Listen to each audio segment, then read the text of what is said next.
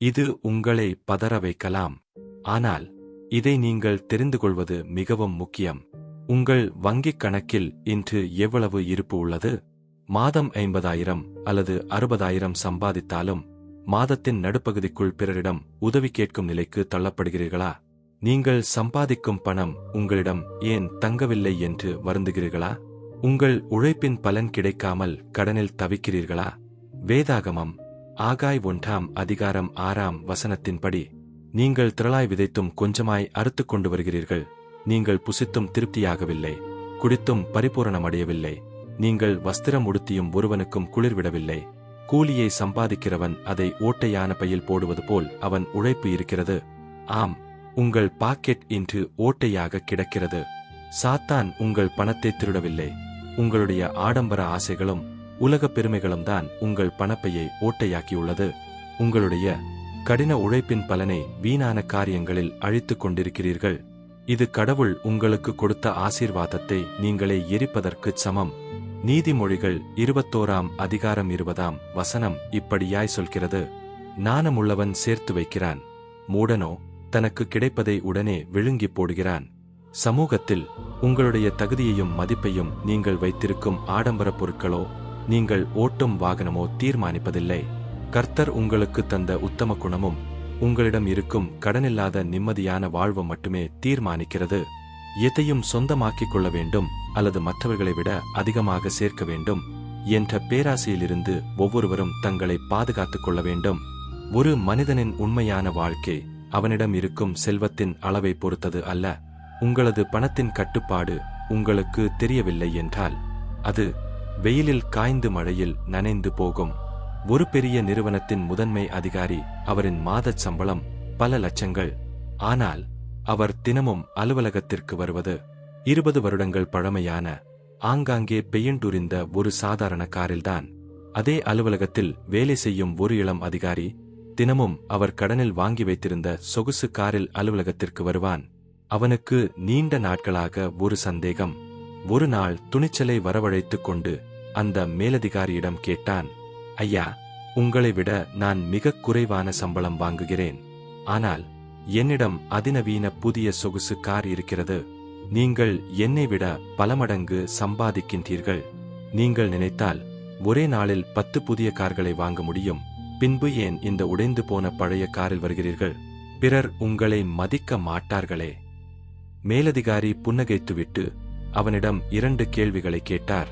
தம்பி, நீ தினமும் எத்தனை மணிக்கு அலுவலகத்திற்குள் நுழைகிறாய்? காலை 8 மணிக்கு ஐயா. மாலை எத்தனை மணிக்கு வீட்டிற்கு புறப்படுகிறாய்? மாலை 6 மணிக்கு ஐயா. இப்போது மேலதிகாரி கம்பீரமாக நிமிர்ந்து உட்கார்ந்து, தம்பி, காலை 8 மணி முதல் மாலை 6 மணி வரை, அதாவது தினமும் 10 மணி நேரம் நீ ஏசி அறையில் உட்கார்ந்து என் நிறுவனத்திற்காக ரத்தம் சிந்தி உழைக்கிறாய். நீ உழைத்துச் சம்பாதிக்கும் பணத்தில் வாங்கிய உன்னுடைய புதிய சொகுசு கார் அந்த 10 மணி நேரமும் வெளியே வெயிலிலும் மழையிலும் சும்மாதான் நிற்கிறது. உனக்கு எந்த ஒரு வருமானத்தையும் அது தருவதில்லை. இன்னொரு கசப்பான உண்மை என்ன தெரியுமா? காலை 8 மணிக்கு நீ காரை நிறுத்தும்போது அதன் மதிப்பு என்னவோ, மாலை 6 மணிக்கு நீ அதை எடுக்கும்போது அதன் மதிப்பு சில ரூபாய் குறைந்திருக்கும். நீ உள்ளே உழைத்துக் கொண்டிருக்கும் ஒவ்வொரு நிமிடமும் வெளியே நிற்கும் உன்னுடைய காரின் மதிப்பு தேய்ந்து கொண்டே போகிறது. எனக்கு கார் என்பது ஒரு இடத்தில் இருந்து இன்னொரு இடத்திற்கு போவதற்கான ஒரு கருவி மட்டும்தான். 10 மணி நேரம் எனக்காக உழைக்காமல் வெயிலிலும் மழையிலும் சும்மா நனைந்து கொண்டு என் பணத்தையும் மதிப்பையும் மட்டுமே தேய்க்கும் ஒரு பொருள். பழையதாக இருந்தால் என்ன, புதியதாக இருந்தால் என்ன? நான் என் பணத்தை மதிப்பு குறையும் காரில் முதலீடு செய்யவில்லை.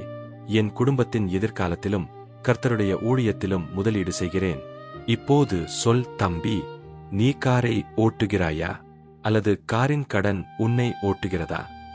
தம்பி, பிறர் மதிக்க மாட்டார்கள் என்று கூறினாயே, அங்குதான் நீ தவறு செய்கிறாய். மனிதர்கள் என்னுடைய நற்பண்புகளையும் நேர்மையான குணத்தையும் நான் நடத்தும் உத்தமமான வாழ்க்கையையும் பார்த்து என்னை மதிக்க வேண்டுமே தவிர, நான் ஓட்டும் காரையோ அல்லது நான் வைத்திருக்கும் கைபேசியையோ பார்த்து அல்ல. நான் ஆடம்பர காரில் வந்தால் மட்டுமே ஒருவன் என்னை மதிப்பான் என்றால் அவன் என்னை மதிக்கவில்லை. நான் ஏறி வந்த காரைத்தான் மதிக்கிறான். கார் மறைந்தால் அந்த மதிப்பும் மறைந்துவிடும். அத்தகைய போலி மதிப்பு எனக்கு தேவையில்லை. என்னுடைய மதிப்பு நான் பயன்படுத்தும் பொருட்களில் இல்லை, என்னிடம் இருக்கும் நற்குணங்களில்தான் இருக்கிறது. அவர் சொல்லி முடித்ததும் அந்த இளைஞன் அப்படியே உறைந்து போய் நின்றான். அந்த நேரத்தில் அவனுக்கு தோன்றியது, நீதிமொழிகள் 13ஆம் அதிகாரம் 7ஆம் வசனத்தின்படி, ஒன்றுமில்லாதிருந்தும் தன்னை செல்வனாக காட்டுகிறவனும் உண்டு, மிகுந்த ஐசுவரியமிருந்தும் தன்னை தரித்திரனாக காட்டுகிறவனும் உண்டு. இன்று பலர் தங்களுடைய வங்கிக் கணக்கில் ஒரு பைசா கூட இல்லாத போதும் பிறர் தங்களை மதிக்க வேண்டும் என்பதற்காக பெரும் செல்வந்தர்களைப் போல தங்களை காட்டிக் கொள்கிறார்கள். கையில் பணம் இருக்காது, ஆனால் கடனை வாங்கி ஆடம்பர கைபேசி வாங்குவார்கள். சொகுசு உடைகள் அணிந்து சமூக வலைத்தளங்களில் படங்களை பதிவிடுவார்கள். கடைசியில் அவர்கள் எதிர்கொள்வது வாழ்நாள் முழுவதும் கடனாளியாகவே வாழ்ந்து அழிந்து போகிறார்கள். உங்களுக்கு சிறிய கதையாக இங்கே நாங்கள் சொல்ல விரும்புகிறோம். இது உங்களை புத்துணர்வாக்கும். டேவிட் சென்னை நகரில் உள்ள ஒரு தகவல் தொழில்நுட்ப நிறுவனத்தில் பணிபுரியும் 26 வயது இளைஞன். அவரது மாத வருமானம் ரூபாய் 60,000. சமூக வலைத்தளங்களில் அவரை பார்ப்பவர்கள் அனைவரும் அவரை ஒரு செல்வந்தராகவே நினைத்தனர். கையில் ரூபாய் 1,30,000 மதிப்புள்ள ஐபோன், பிரபல காபி கடைகளில் செலவிடப்படும் நேரங்கள், வார இறுதி பார்ட்டிகள் மற்றும் பொழுதுபோக்கு நிகழ்ச்சிகள், விலையுயர்ந்த ஆடைகள் மற்றும் ஆடம்பரமான வாழ்க்கை முறை. அவரது வாட்ஸ்அப் ஸ்டேட்டஸ்களும் இன்ஸ்டாகிராம் பதிவுகளும் எப்போதும் பிரம்மாண்டமாக தோன்றின. அவரை பார்த்த அனைவரும் டேவிட் மிகவும் வசதியான வாழ்க்கை வாழ்கிறான் என்று நம்பினர். ஆனால் ஒவ்வொரு மாதமும் 5ஆம் தேதி அவரது மொபைலில் வரும் அறிவிப்புகள் வேறொரு கதையை சொன்னன. உங்கள் ஐபோன் தவணைத் தொகை ரூபாய் 12,000 கழிக்கப்பட்டது. உங்கள் கிரெடிட் கார்டு நிலுவைத் தொகை ரூபாய் 28,000. உங்கள் பைக் கடன் தவணை செலுத்தப்பட வேண்டும். உண்மையில் டேவிட் செல்வந்தன் அல்ல, அவர் ஒரு போலி பணக்காரன். மாத வருமானம் ரூபாய் 60,000. ஆனால் மொத்தக் கடன் ரூபாய் 75,000. மாதத்தின் 10ஆம் தேதிக்கு பிறகு அன்றாடச் செலவுகளுக்கு கூட அவர் போராட வேண்டிய நிலை ஏற்பட்டது. கர்த்தர் அருளிய வருமானத்தை உலகத்தின் பாராட்டிற்காகவும் வெளிப்படையான ஆடம்பரத்திற்காகவும் அவர் வீணடித்துக் கொண்டிருந்தார். ஒருநாள் டேவிட்டின் தந்தை திடீரென மாரடைப்பால் மருத்துவமனையில் அனுமதிக்கப்பட்டார். அவசர சிகிச்சைக்காக ரூபாய் 2 லட்சம் தேவைப்பட்டது. பதற்றமடைந்த டேவிட் தனது கிரெடிட் கார்டுகளை எடுத்து பார்த்தான். அனைத்தும் உச்சவரம்பை எட்டியிருந்தன. நண்பர்களிடம் உதவி கேட்டான். ஆனால் யாரும் உதவ முன்வரவில்லை. ஏனெனில் அவர்களின் எண்ணம், இவ்வளவு ஆடம்பரமாக வாழ்பவனுக்கு பணப்பற்றாக்குறை எப்படி இருக்கும்? இறுதியாக தனது ஐபோனை விற்க முயன்றான். ரூபாய் 1.3 லட்சம் கொடுத்து வாங்கிய தொலைபேசிக்கு வெறும் ரூபாய் 40,000 மட்டுமே மதிப்பிட்டார்கள். அந்த நேரத்தில்தான் அவனுக்கு ஒரு ஆழமான வேதாகம உண்மை புரிந்தது. நீதிமொழிகள் 11ஆம் அதிகாரம் 4ஆம் வசனத்தின்படி, கோபாக்கினை நாளில் ஐசுவரியம் உதவாது, நீதியோ மரணத்திற்கு தப்புவிக்கும்.